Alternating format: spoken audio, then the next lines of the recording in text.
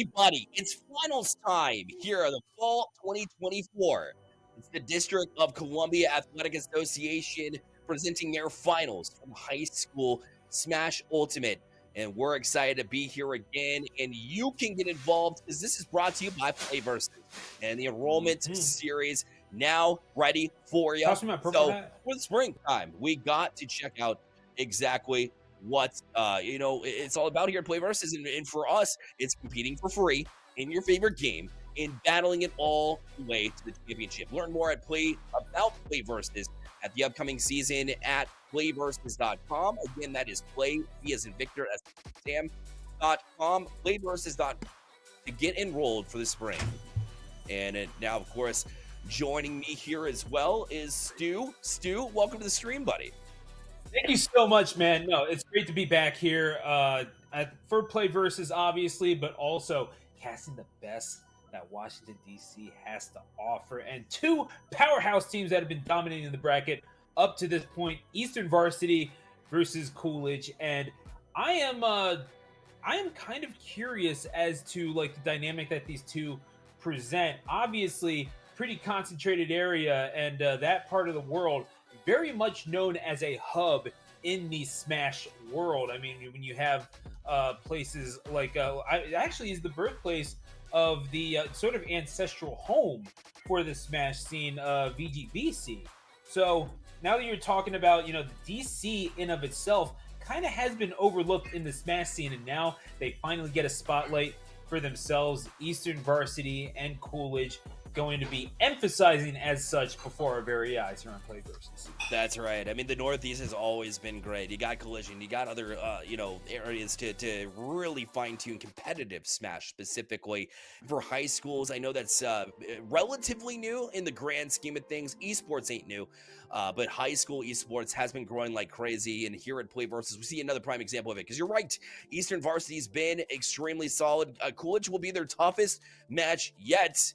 That being said, I mean, when you have these two teams coming in together here, Stu, it's all about the pressure of the moments, because this might very well be the biggest moment for some of these high schoolers up to date as far as their esports and Super Smash Bros. Ultimate careers.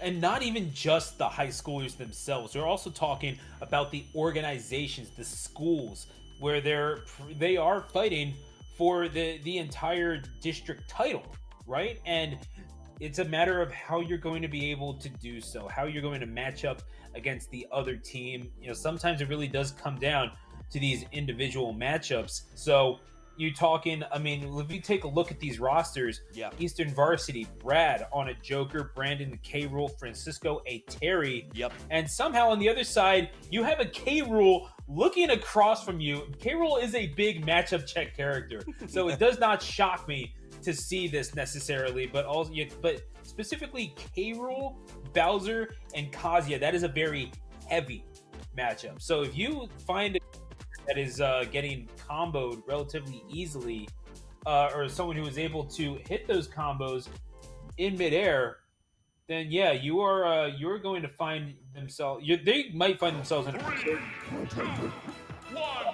There is no one who likes to pile on damage quite like Terry Bogard. If we're going to go ahead and get things going with the K rule.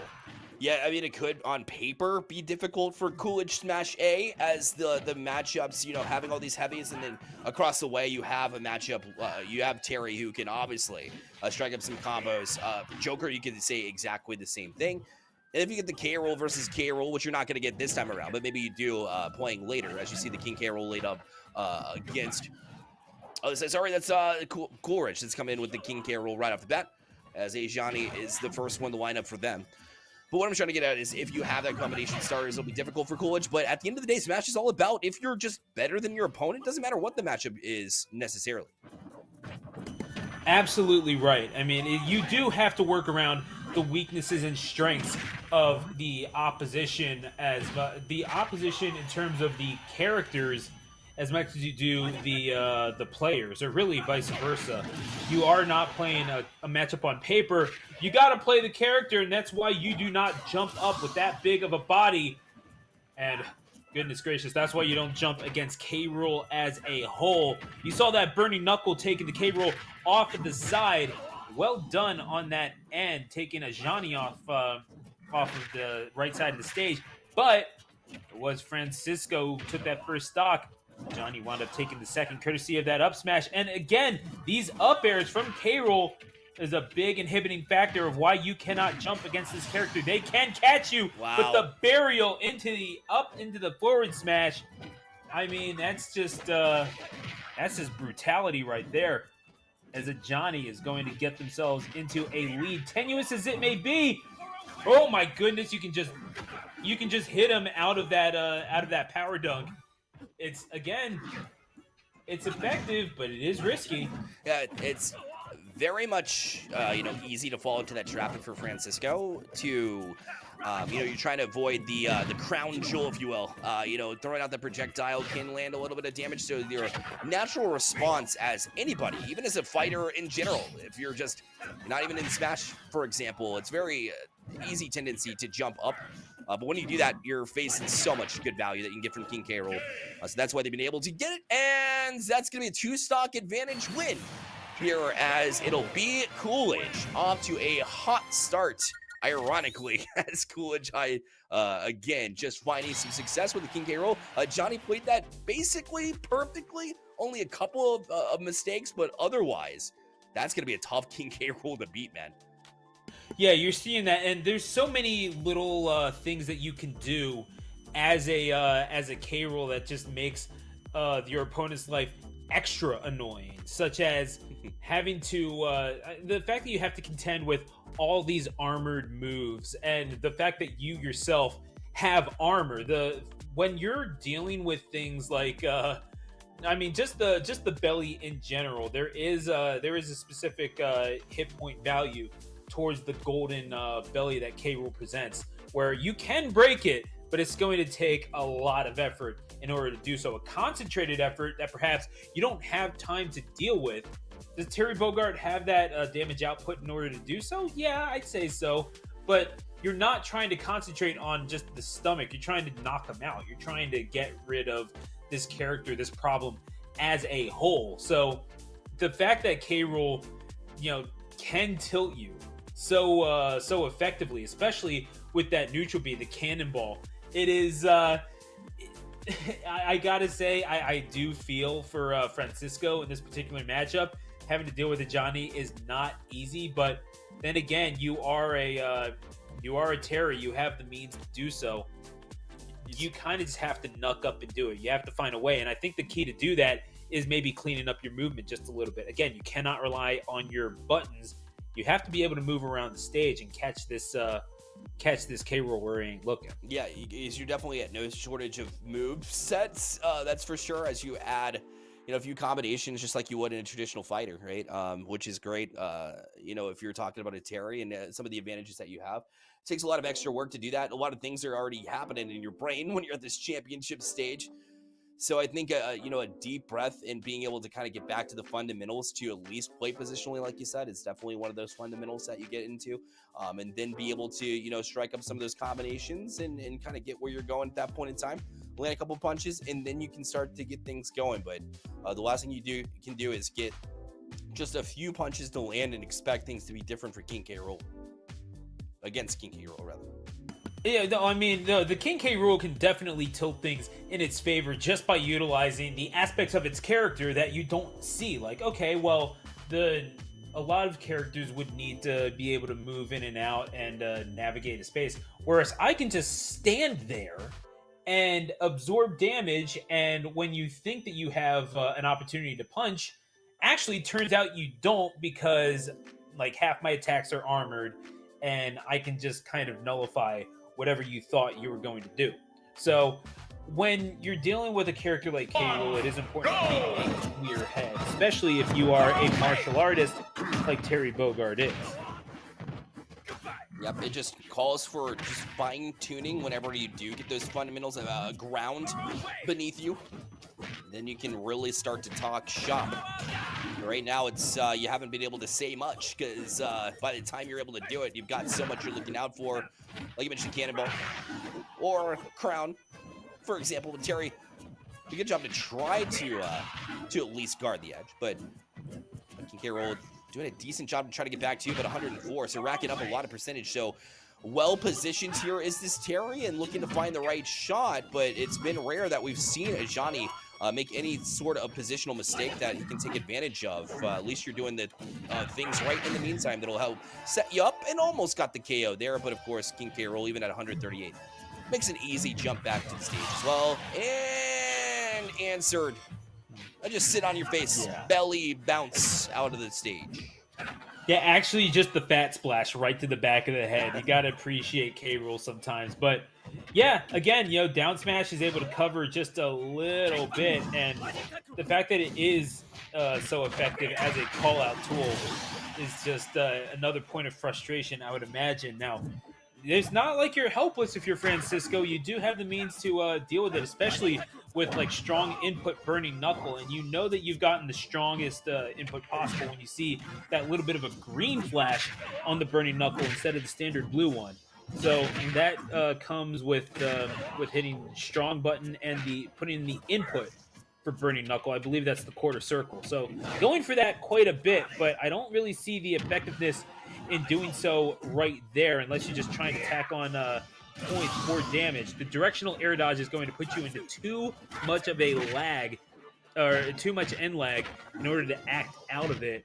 That's why you saw so much time in between that directional air dodge and the rising tackle recovery, which simply was not able to happen. Burning knuckle to put the K. Rool off of the stage and into a position where you can finally take advantage of the numbers that you've acquired. But again, it's the reach of K. Rool that can make the difference, as well as the armored options. Shocking that was able to the KO. I believe that was a back air that was able to connect with the back of K. Rool. And it's so difficult. It's not Francisco's fault that he's becoming a bit one-dimensional, or at least predictable, but it's so difficult to work around it. So Coolidge, Smash A, Johnny comes out and gets the clean 2-0 in the first set to march up to 1 in this best of 5 total series of sets. And so, solid start here, exactly what you wanted. And I mean, Terry, I was just trying to make the point. It can feel one-dimensional, and when you're when it becomes predictable, again, at no fault of Francisco, it's just how are you able to capitalize if you're Johnny? And credit to them, they've been doing a perfect job of exactly that. I mean, it's just as I said, you got matchup checked. What else are you going to do in that situation? Like you're playing against normal characters, and then you come up against a character that might as well just be like a troll account on Twitter or something. You're just like, you are coming up against someone who is not doing, you're throwing out these down smashes and these counters in the absolute worst faith possible. You're not even trying to play the game, bro. So let's just go ahead and dust that one off. If you're the Terry, I don't think you can really internalize that, and there's a reason why you're seeing these K rules with such a high win rate. There's a reason why you see these K rules thrown out so often.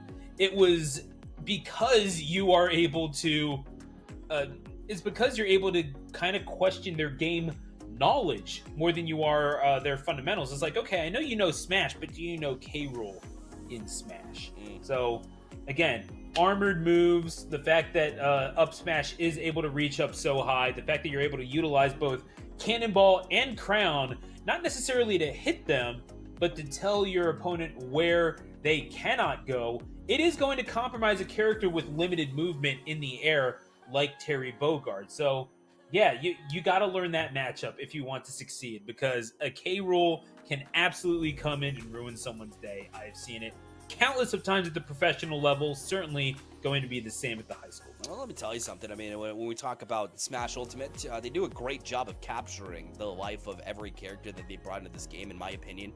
I don't know if I can say all of them confidently, but I would say that, there was never a more frustrating time than in Donkey Kong Country 3 back in the day.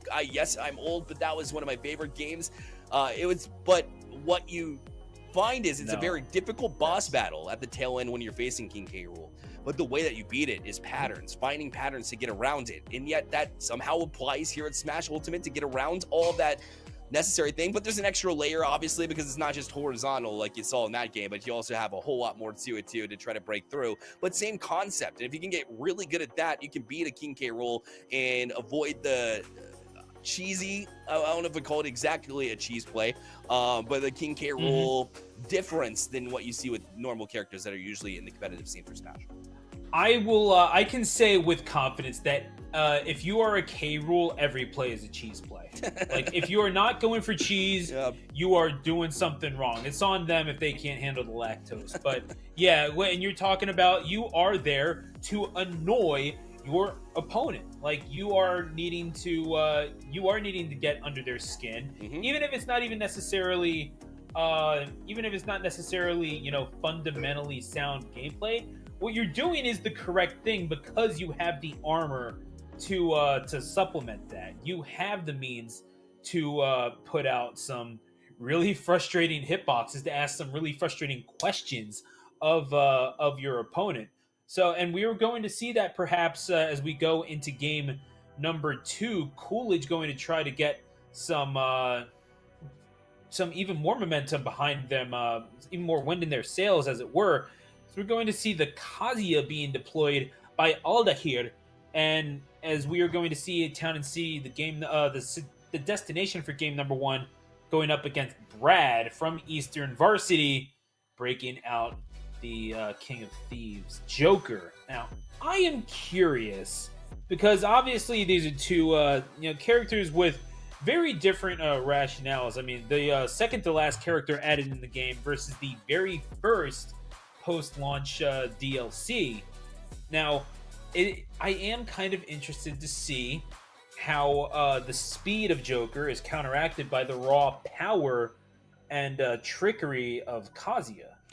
Yeah, it's a game of cat and mouse. I think I mentioned it a little bit earlier today, but here I'll mention it again. A bit of red light, green light, find the right times to strike, and then when Kazuya gets to that 100% mark, you gotta keep a distance. It almost it feels like get in early when the percentage is low, get up to that 100 mark, and then be you're already conscientious of how you're going to approach at the lower percents, but even more so when you get up to the top percent, when Kazuya goes bonkers, is something I'm looking out for sure, especially the way that Joker is able to approach the game too.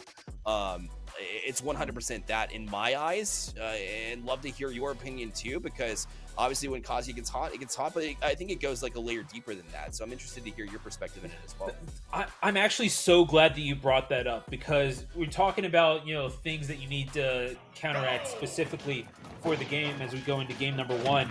The specific mechanics of each character, where you have Joker with that bar to bring out Arsene, and then you have, whenever Kazuya gets up to 100%, that Rage Art coming online, where you see the bar flashing. Okay, the gates of hell right into the back, trying to send Joker off stage, but you've got some wings of your own if you're Kazuya Mishima, that Devil Gene lurking well within inside you, and Heaven's Door being slammed in the face of Joker. You can get this KO without even seeding 100%, without having to utilize that Rage Art, then you are really good. You're getting these grabs off with relative ease and sending them off stage as well. Again, the Heaven's Door being slammed in the face of Joker as the head of the Mishima Zaibatsu takes stock number 1 here on Town City. That was fantastic timing as well. Reaction time was unreal. And just catching them every single challenge. We said you need timely challenges against the Kazuya. We haven't even seen them in rage mode until just right now. So now you're in a pit of danger as well. And Paul Howard in chat said, Kazuya, better see that, Kazi. Well, you're seeing it right now, a prime example, but that was a great answer when you needed it most, though, on the other side. So credit Brad for a response that was much needed. No, I mean, this is what you're looking for. You got to pile on that extra credit while you have Arsene out there. I mean, 40 or so percent will certainly do, but again, if your Joker elsewise is Death by 1,000 Cuts, the only real KO move you have elsewise is maybe if you're able to catch a landing on down smash, sure, but also your back air more than anything else without Arsene. And it's a matter of getting the Kazuya off stage more than anything else in that matter.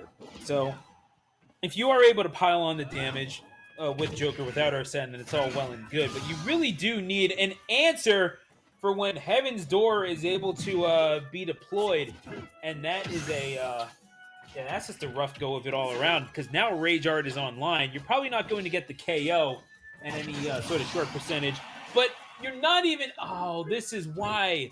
This is why you go for ledge, because otherwise you are liable to get caught very easily with that charged F smash. That was a stock that Aldair really did not need to give up. I agree with you. And now it just makes it interesting, if nothing else. So now it's a 20% differential, but minus the stock what it was a little bit earlier, and continue to see just involvements from Brad. The timing's been great. I said the same thing about Aldair, but is it enough? No, you're gonna be sent packing. So it will be Kazuya. Aldair does a great job to get Coolidge on the board. Again, a 1-0 in this set. As great as the timing was, we saw a couple of great parries from Brad that allowed us to know that the timing is on point, but just wasn't able to find enough value in the Joker, not get enough swings, as you've been saying, of the dagger in order to cause enough damage to get Kazuya to the point where you can end him. Now, there was a KO there to take the second stock of Kazuya that looked great. Came a little earlier than expected. You got to do that more. You have to do that more. Otherwise, Kazuya might run away with this one, honestly, in my opinion.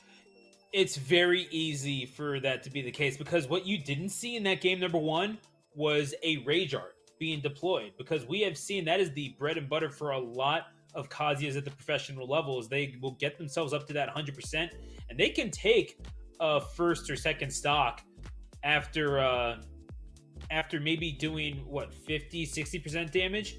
They can take it with the Rage Art Heaven's Door. It KOs incredibly early. And yeah, that's one of those things that you see the comparison made quite a lot for like Kazuya to Luigi, just based on like the weird sort of cadence that it gives to the game. Kazuya is Luigi adjusted for inflation. Like, I'm sorry, it is just a really strange mechanic that you see. It was like, okay, well, this guy only did 30-40%. Why is it getting KOs? Because it's Kazuya Mishima. It's an absolute powerhouse. There is a very real deal with the devil that is being made, and you have to counteract it somehow. And we are seeing perhaps the play here from Brad, as we will be seeing a counter pick here, going instead taking up the blade of Korin, the serrated little chainsaw-esque blade that they will bring out. Has brought it up 4 times in the past, according to our statistician. Shout outs to you, Christian. And winning every single time. And again, maybe that's because Korin presents such a matchup check that perhaps you're just not used to. I wonder if the range also that Korin can present will be a factor, given that we're going to Final Destination for the stage. Definitely going to want to make use of that super long forward smash, Barrelite. Yep, exactly. Spacing, everything. Trading a dagger for the Yato, the signature sword. And it's Omega Form for Korin coming in this one. Yeah, range was definitely a factor here, because if Kazuya can't get in, you don't see those grabs. How many times did we see just a headlock down to the ground, duplex, see you later, pack in, lots of percentage up high. But then again, right off the bat, 107 in a blink of an eye. So Kazuya is just dangerous no matter how far or how long your sword is. You just can't measure up to the power of Kazuya. Apparently. I mean, Omega Form is exactly right, and the OG Omega Form in Final Destination at that. I will give the people at home just a quick little tip. If you really want to throw your friends off, take them to Final Destination Battlefield Form. It is so cursed to have to play that. But speaking of cursed, how about let's get this Kazuya at ledge, the curse of the Devil Gene. You have this power. Can you finish the job? You have that 161, and you're able to land that last hit. Beautiful stuff from coast to coast. Kazuya doing the most. Taking it the 3 stocks to 2 for this young man Aldair. Good answer with a little bit of a tech chase. That was after following a combo, a juggle earlier from this Korin. So, you wanted to see Brad come out and find a response after that quick early stock had been taken away, but you still are going to lose one before you take one.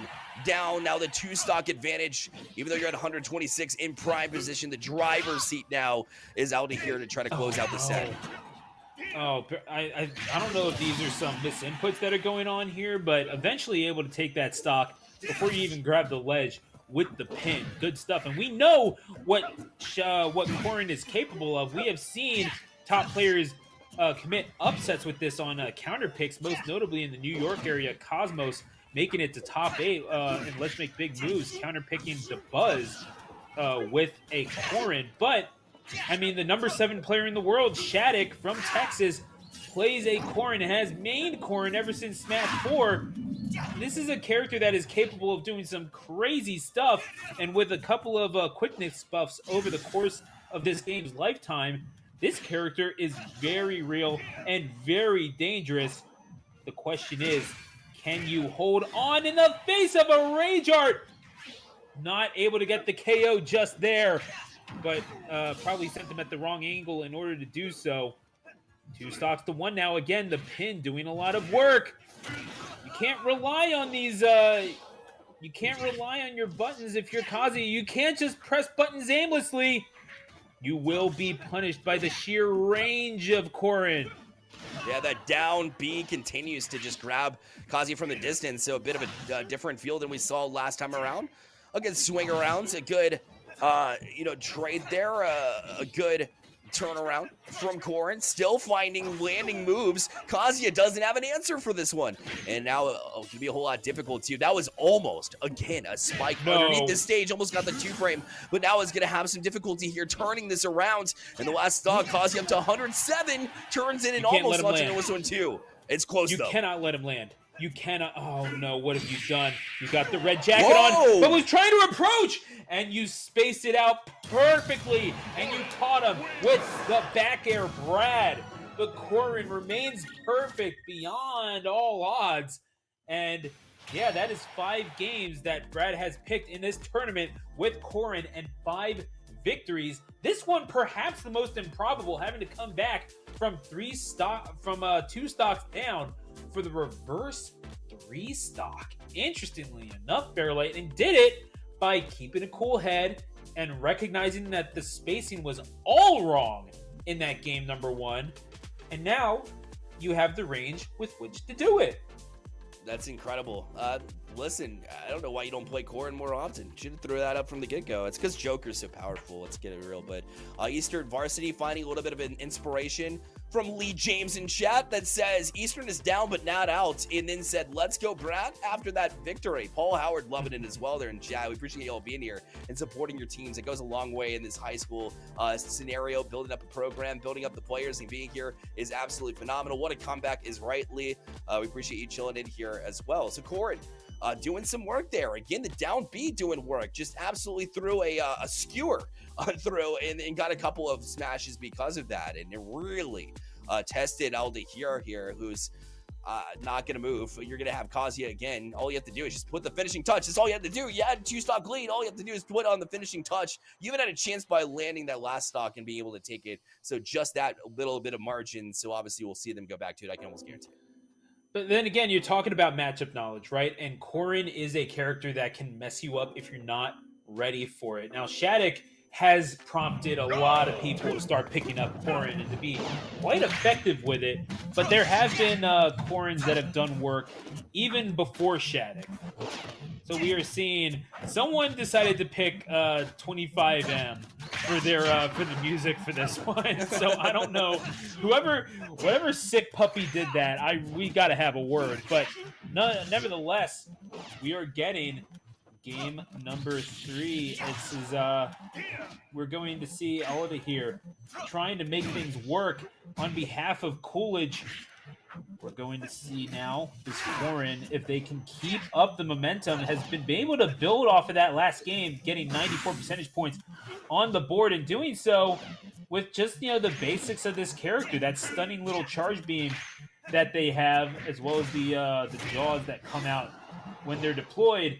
Rage Art is going to be used, but not to great effect. I am going to need to see a little bit more from this Kazuya in terms of the effective implementation of this character, because right now, I mean, we just saw that Corrin take a 3-piece and didn't even ask for the biscuit. And that's and the thing is, that's 4 straight stocks. I know it's like after the refresh, you know, how much do you really put into that, but it's still pretty insane. And Corrin's still landing shots as well. Been hanging around this 110 to 120 mark for an extended period of time, and still keeps on landing this one too. And almost Kazi had to avoid it and get off the ledge before they were attacked through that pesky little skewer that Corrin keeps throwing out. And now at 105, this is absolutely impressive. Just running stock after stock after stock after stock. That is 5 straight stocks taken by Brad, who's been absolutely dynamic lately. Aldi here, we need to have a talk, buddy, about your air dodging. I don't know what we're seeing here, but this Corrin, again, maybe this is most effective when you see when you don't expect it, and when you have countered yourself, when you've sort of tunneled yourself into thinking, okay, well, this guy plays the Joker and plays it pretty well, but guess what? You got that F smash, you got that range, you better believe he's gonna use it. 6 for 6 in this tournament, the dragon being unleashed, and Eastern is on the board. Check out the big brain on Brad going with the Corrin. And I know you appreciated that reference, but yeah, you know what? That's yeah, Brad probably knows what a quarter pounder with cheese in French, and definitely knows a winning matchup when he sees it. Going against Kazuya on FD, that range of that sword, it can seldom be escaped. Aldi here finding that out firsthand. Yato doing big work here, and you got that range. You're after that ring, the championship here of again just being the best in DC. And right now, Brad showed some heart and did not let that first stage deter you. And when they wanted to run back too, Alda here said, yeah, I'll bring you right back to Final Destination. Let's run it back. I had a great success in the beginning. Man, oh man, was that something else. 6 straight stocks taken. And Alda here just not able to get you up for the challenge. So, tough pill to swallow, but if you're cool, you got to get back out to it. We're equalized here in the series. A Brandon versus Jordan, a King K. Rool versus Bowser battle of the heavies coming up here in just a minute. So, Stu, in that moment, a little bit slower, more impactful gameplay ahead of us. Yeah, so we are going to see, again, you're talking about Bowser versus King K. Rool. There is one of these characters that has seen significant success on the tournament stage, and almost entirely at the hands of one individual, that being Leon from New Jersey, an incredible Bowser who really had this character come to prominence about like 5 years ago, very early on in this game's life cycle. And it's very strange because when you think about a game like Smash, you don't think of grapplers, but Bowser has really made a living based off of the command grabs, being able to connect with those flying slams, being able to get things going and open things up for the regular grab game and the tosses off stage that go along with it. But yeah, Bowser's side, even after having been nerfed, is a super huge deal. But we are apparently going to see surprise. A bit of a surprise. Not going for the Bowser, but honestly, a pick that I do agree with, because with a heavy matchup, it's always going to be volatile. It's basically just going to become a punch in the face contest between two big old brutes. It's like watching super heavyweight boxing. You're not there for the finesse. You're there for some absolute mauling to occur. But even better than that sort of power that you get, how about a little bit of range with your punches? And no one gives you range quite like Min Min, which is Jordan's pick against the King K. Rool of Brandon. Jordan looked across the aisle at Eastern and saw Brad and said, oh, range worked for you. Let's try it out ourselves. So instead of just seeing obviously a shield to up B combination with Bowser over and over and over again, we get a Min Min instead. And some long arms, essentially. Go Gadget Min Min. To try to combat what we've seen from the King K. Rool on the other side, as Johnny, obviously won that set, seemed like pretty handedly, and so now we'll see Brandon can find the same success on King Rool on the other side of the equation. We already talked about King K. Rool 20, and so now it's focus on the Min Min and how Jordan can maneuver and find the pathway necessary to get the hits. You don't have to when you have that range, like you mentioned. Oof. But You got to know that's coming. I But mean, the head of King K. Rool, heavy is the head that wears the crown, but got to think, it's got a thick skull too. So, going to go through whatever attack you throw out at it. Like I said, some of these attacks have armor for absolutely no reason. On a stage like Small Battlefield, you need to be very conscientious of how you are trying to get back to the stage, how you're trying to get off of platforms. And you got to think, for a character like King K. Rool, where the crown is already poking through the platform, you really think that they're not going to take advantage of it if you're trying to recover there? Come on, bro. You got to think just a little bit. Although, got to say, this Min Min not going down without a fight is able to connect across the stage at 146% nonetheless, but still, Go Gadget Megawatt for the win there. Well, I'll give you a little stat line here. Out of the 18 games that we've seen Brandon play on the King K. Rool throughout this regular season, we have won 16 of those. And 89%, you're seeing a prime example of exactly why that is. We saw a great King K. Rool play from Johnny from Coolidge, and Eastern Varsity's matched that energy with Brandon here, at least in this first stage, to take a full stock lead here and actually march Min Min to 76% as well. He moved just a little too far forward again. You really going for that, huh? That's just rude, bro. I'm sorry. You don't get to. You don't get to do that. That's just poor form. But almost a full stock lead now here for this K. Rool again. Brandon knowing exactly what needs to happen, and you're gonna get the it put him into the stage, and it was a tech situation for Jordan. The awareness on this Min Min is something else, but for how long can you survive after that? Not long if you're staying in the air, but you need to be able to meet him with these nairs and do something that is. Yeah, you know what? I said nair, and the K. Rool heard me, so that is on me, buddy. Sorry about that. Either way, yeah, go ahead and point at him, buddy. You just earned yourself a 1-0 lead in this third series. So let me tell you a little bit, because you mentioned yourself being at least a knowledgeable in hockey. Hockey fan, is that fair? Can I say that? Yeah, absolutely. Go Flyers. So there you go. Awesome. Let's go Canes. Metro rivalry. I respect it. Metro rivalry. Absolutely. We're doing so good so far. My point is, when we talk about goaltenders these days, bigger pads, bigger individuals, 6 foot tall. Edge guarding, same thing, right?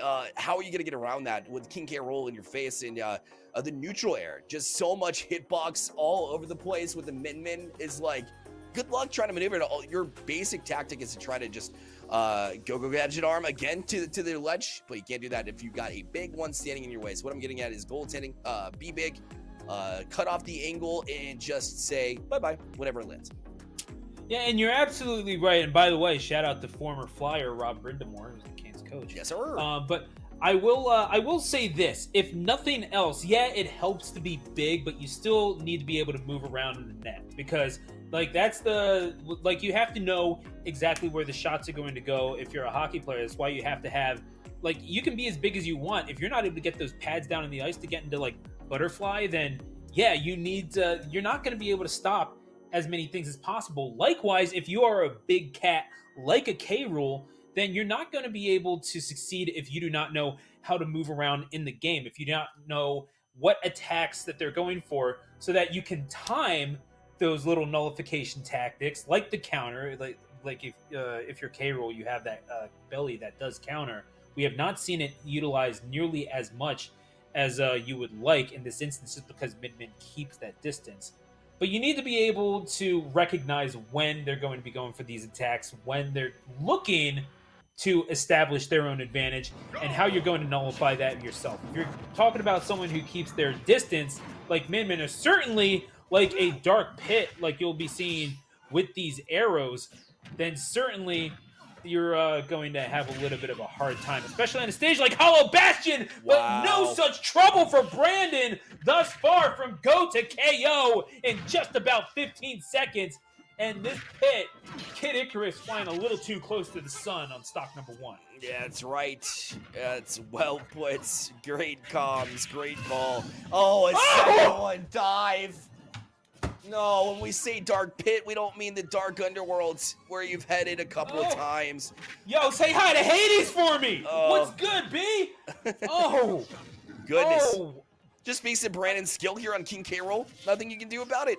Just absolutely in full control. Driver's seat. You gotta understand, I play pit too, so this is like, oh no, when you're misjudging the distance on that side B, there is no more raw a unit of despair for what happens next, because you have the ability to recover. That's nice. You cannot be in recovery all the time. You need to have the ability to get this going, and like, I respect the fact that you kind of know your bread and butters, but what you really need in order to succeed at an advanced level as a pit is the ability to get those drag down nairs, the ability to utilize the strengths that you have as this character, like that frame 5 down smash. It comes out so quickly and can KO so effectively. You need to get him into a position in order to get the forward throws to begin with, because if you're a pit, your forward throw is a kill, but right now, you're just getting beaten from pillar to post. You're not even doing double digits worth of damage, and the back throw is going to do it. Catch a body, Brandon. Oh my goodness, let's go. You just took that 2-0. Took a 2-0 with a 3-0 in terms of stocks. There at the tail end, Brandon showing up, showing out. Eastern Varsity. Chat was saying it. Eastern was down but not out after the first stock taken, the first set taken, and now they'll be in the driver's seat 2-1.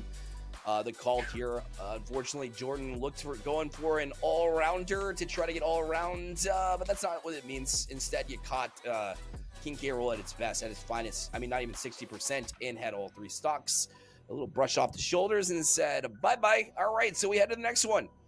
And we get to discuss, we get to speculate. It's my favorite time. Because now it's just who are you going to throw out here next for both of these teams? For Eastern Varsity, how about Brandon again? That looked pretty strong. Yeah, you know what? There's you go with the hot hand, right? It's Yep. But now you are going with, now perhaps this is where you have fire meeting fire. Perhaps you throw out a Johnny and we see perhaps the most cursed thing in the world, a K. Rool Ditto. So I do apologize for speaking that into existence. If I never get hired again, I'll know why. But this is one of those things where you know how you play your own character. You know what you can do to get into the other guy's head. What if those tables are turned on you? Because, like, I mean, Michael Jordan did describe something in his picture autobiography, For the Love of the Game. What would it be like to play myself? I know how to defend myself, but how would I think to defend me, in both situations? Like, what would it be like? How would I match myself up? How would I evolve my game? As a result, you could be thinking the same thing about K. Rool, because yes, there is everyone has their own approach to the character, but those strengths of K. Rool are so optimized and so pinpointed for annoyance that it may well just become a battle of just mental, hastalude, as it were. Like, there is no way. It might just be one of them breaks upon the other. So we are going to, in fact, see Brandon versus a Johnny for series number 4. I'm just going to apologize in advance to you, Bearlight, because I don't know what's about to be done to your mental state as a result of seeing this. Is honestly just retribution for my puns earlier that set you off a little bit. So here we are. King K. Rool v. King K. Rool, potentially. Brandon sticking I know to it, production Johnny is laughing their butts off at you right now, bro. The 2 crowns. Here we go. Here we go again. Ooh. King. My goodness. Both one. All right. So, your analysis. I'm putting you on the spot here since you manifested this. At the end of the day, you got to see both King K. Rool strategies. Obviously, there's a whole deep realm that goes into it. So I'll ask you point blank: who played King K. Rool better? Who wins this one? I mean, it's hard to say because they were competing in 2 separate matchups. Yes. Like this is one of those things where you're competing against with players who may not necessarily know the K. Rool matchup as much as they should, So now that you're dealing with someone who does know the matchup but knows it in their own way, now you're having to deal with something that's a little maybe a little different, right? So you have someone who knows what they're doing. But again, you're talking about it is wait, they are Brad and Brandon are twins. That's interesting. Thank you again with the knowledge, Christian, our fact checker in the chat, who was responding to you in particular. But yeah, no, I don't know, man.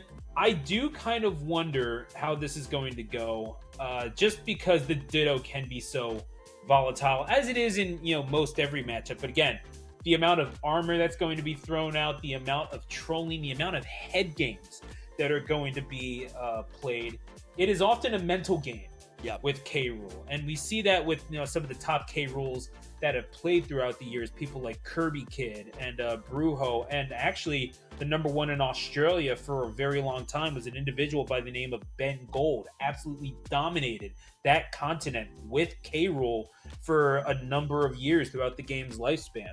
So I do wonder how that could be, but again, this is not Andorra. There are not two kings. There is only room for one as we go to Town and City for game number 1 after dropping a little bit of a political geography fact on you.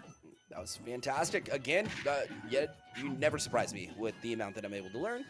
Whether it be relevant or not, that is to be determined. But this will certainly be is the answer to that one. You're right.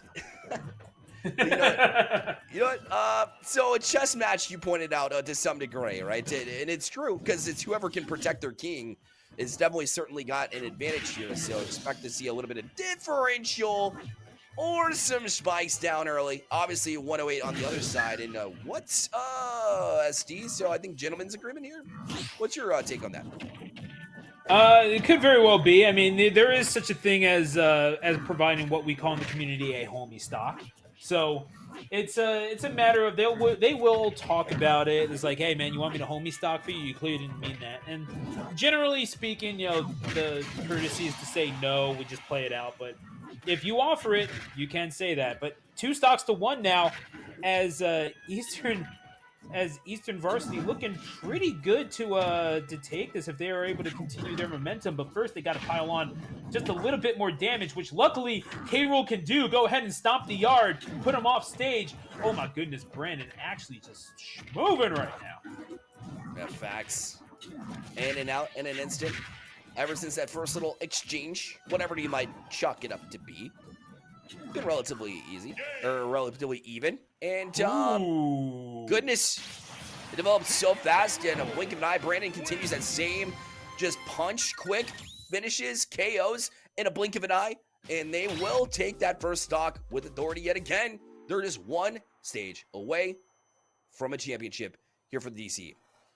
And now this is where counterpicking becomes so difficult, right? Because you know what your strengths are, but you just don't necessarily know. It's like, okay, that got in your head that game number 1. That is pretty convincing evidence. It's like, maybe they're better at K. Rool than I am. Do I subject myself to the Ditto yet again? Or do I go with a completely different character and try to catch him off guard and just pray to whomever may be out there that what my character does is able to deal with this? So that's a question, because now you really are playing around K. Rool. Like that's just how it is. Again, K. Rool maybe not necessarily the most crafty of debaters, but is definitely the loudest one at the podium, and therefore they get to dominate the conversation just outright. It is not exactly a battle of intellect when you're going with K. Rool. Sometimes you just have to be the loudest one at the table. That's kind of what this is come down to. And I could very easily connect that with other going-ons in Washington, D.C., but I will leave that to the viewers at home. Nonetheless, what I can say is when you're going into this game number 2, you cannot outthink yourself more than anything else. You have to just go into it. In this small battlefield, you're basically just inviting the battle, and win or lose, you're going to fight with honor. And I can see very easily this becoming a sort of thing where Johnny lets the game come to them and starts counterpunching a little bit more. And we're seeing a little bit more of an even keel as a result in this game. Yeah, absolutely. In the short sample size so far, it's been a lot better. And credit to Johnny for not just going to Chat GPT and saying how to counter King K. Rool. You know how to play King K. Rool, but doesn't mean you know how to play against a different style, potentially. But the cannonball reflected back at you, but that one was telegraphed, so they were able to block that one out too. And some magic guarding. So Coolidge not getting complacent, not playing reactive, starting to get a little bit proactive as well, and we'll take the first stock because of it. And now a Johnny. Okay, wait a second. We're seeing a little bit of a fight back here from Brandon, who again is able to pile on a little bit more damage. But what you're trying to do as K. Rool, you can play that standard sort of edge guarding thing. You can make it sort of a bullet dodging kind of game, but for so long, because you got to go down there and get that stock eventually. The Nair is going to do the job down below the ledge, and now it's basically an even game. Oh, a Johnny, or Brandon rather, going for it all right there. We're seeing again, it can be a little hectic, right? Like, this is not for the faint of heart, Bearlight. No, it's certainly not. Especially if you're here to support Coolidge Smash. Right now, ever since the first a Johnny victory, it has been all about Eastern High School. Just absolutely finding ways to get it done. And it all stems back to Brandon's play. His twin Brad also landing a win. And, the coaches come in. Lee James, Paul Howard said, this team, they really know how to play. And they might be the best twin duo in all of Smash. And we're seeing examples of it, as they have gotten the advantage yet again in a blink of an eye, stocks. But we're even here at the final stock. This could be in here if Eastern Varsity is able to pull this one off, if Brandon's able to take this last stock. It is going to be a tough thing for Johnny to counter, but you had the directional air dodge. It's going to cost you dearly. Eastern Varsity, perhaps unceremonious, but a victory cry from King K. Rool nonetheless. Eastern Varsity takes the district. District of Columbia State Athletic Association champions. They have earned it. Eastern and the rest of the squad here, like I mentioned, Lee James, Paul Howard, the leaders there, gotta be happy about this combination and how they're able to take it here today. The finals taking the stake in the area, the district, if you will. DC belongs to Eastern. And again, it doesn't matter how you start, it's how you finish. And Brad and Brandon being the best anchor I think I've ever seen in my life, and winning 2 straight. You feed the hot hand, like you mentioned, in the 4th one they get it done. Yeah, no, Coolidge, much like their namesake, being silenced in those last 3 games after the hot start, like you mentioned. And yeah, I don't blame them for going back to the K. Rool well, but then they saw that they had met their match in that game 4. It was all but confirmed. Well done to Eastern Varsity for getting control of what looked to be a set that was looking to run rampant right after that, right? Because we saw that game number 1 after what was their name on the Min was really about to get things going. Alda here, excuse me. When Alda here was looking to get things going for their team at the expense of I believe it was Brad. Yes, it was Brad with the corn, the Joker corn switch, I believe. Yeah. And so the Kazuya coming out game number 1, but Brad switching off the corn may very well have been the turning point of that set. It was like, okay, well, we can make this a thing about matchup knowledge if you really want to. And guess what? I have the spacing with which to deal with that. And then, of course, it became the K. Rool show from then on there. 2 straight sets being taken by Brandon. Very well done. And yeah, there was not really a bad performance all throughout on either side. But again, you saw just little mistakes coming through. And it really was the team that made the least of those winds up taking it. As is usually the case, penalties can cost teams games no matter the sport. Thus, slip-ups in technique, little mental lapses. Sometimes that does it. But more than anything, Eastern Varsity earned this championship. They earned the right to be crowned kings of Washington, D.C. 100%. Well wrapped up here, and a fantastic job from both teams. Shout out to Coolidge Smash A for the finals appearance. Definitely nothing to hang your heads about. You'll march in the next one with the head of steam. But Eastern Varsity, again, get it done here in this one. And you know that practice that goes into becoming a champion of a state, well, that starts back at a young age when you have to put some effort in, including middle school. Which, by the way, did you know, Play Versus, they've got middle school. Now, it is finally here. Play Versus, free to play. Middle school leagues are centered around team play specifically, with the ultimate goal focused, hear this, on student growth and fun. Well, it's fun at the end of the day. And you got to enroll your middle school for the upcoming spring season and learn more at playversus.com. Again, that is play, V as in Victor, S as in Sam.com/middle-school. Playversus.com/middle-school. And that was awesome finish to this DC title. Your final thoughts before we let the viewers go.